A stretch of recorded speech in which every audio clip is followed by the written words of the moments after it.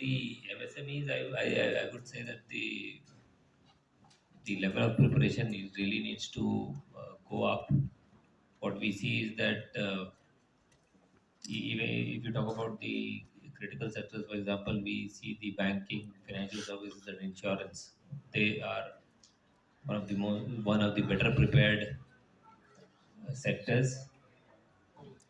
But in the medium, small, and micro enterprises sectors, is their focus is not on this aspect, so they really need to work a lot. In fact, I covered in my slide as to what are the gaps. But I think the most important thing which they need to focus on is to realize that they need to take care of the cyber security. And I think the best way to move forward is to think about it when they are actually procuring new systems, and on where they are acquiring new capability. That is the time when you can think about how to also incorporate security, because there the incremental cost of security is less. And the other thing which they need to have is to have people who are well aware of the cybersecurity related threats and how to handle them. So at least having those kind of a vertical is something which can actually help them move forward. So, Thank you.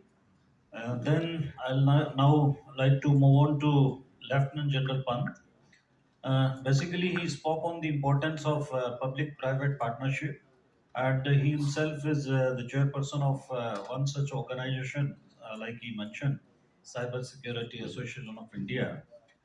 So we are holding this seminar in the auditorium of PSD Chambers of Commerce and Industry. We also have the representative of CII here.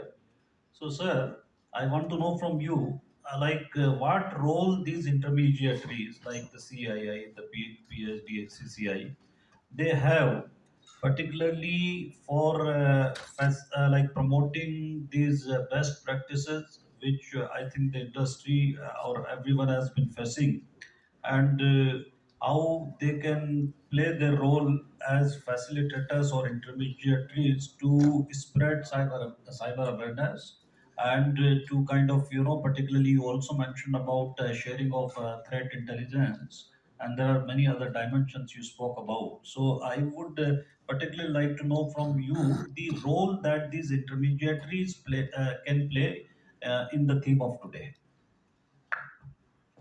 Thank you, Dharamji, for that question.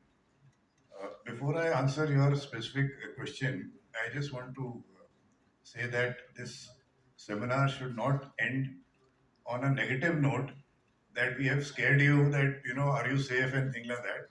It has to end on a positive note. It's like driving a car. अब आप बोले car मत चलाओ accident हो जाएगा. There are safety features, there are brakes. It depends on the rules that you follow. So this is a great advantage that we don't have to go to the bank today. सब कुछ pocket में हो रहा है. So just a few safety measures have to be taken, and the advantages of technology have to be appreciated. And that is the note I want to end on. So coming to your specific question now, ki, what can industry associations do? What they do for all the other aspects of governance. First is policy advocacy, and just for the information of everyone, our present cybersecurity policy is of 2013 vintage.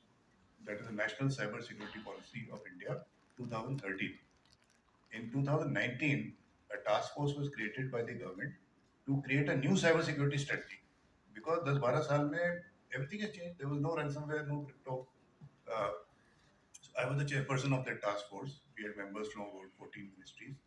We took public consultations. There is a draft now, uh, which may come out very soon, let's say, depending upon the clearance from the cabinet. So this is one of the aspects.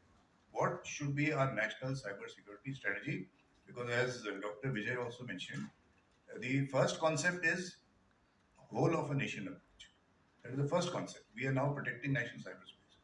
Second concept is something called CBDR. CBDR is common but differentiated responsibilities. That means the citizen has a responsibility, the businesses have a responsibility, academia has a responsibility, and a government has a responsibility. All have different responsibilities for protecting cyberspace. So, policy advocacy is a very major aspect. You mentioned threat intelligence. I also spoke that most of the critical sectors today are in the hands of private. You see, telecom is all private, except for BSNL. You say power is private. Health sector mostly private. So critical sectors are in the hands of private players. The problem is how do we make certain aspects mandatory to be implemented by private players. So that is where the regulators will come and things like that. So again, the association plays a very important role on the sectoral aspect. So like that, there are many issues: threat intel, policy advocacy, strategizing, and bringing the problems of the MSMEs that he mentioned, 95% of the industry. So I remember I had gone for a CII event where we launched a CD drive, which at that time CD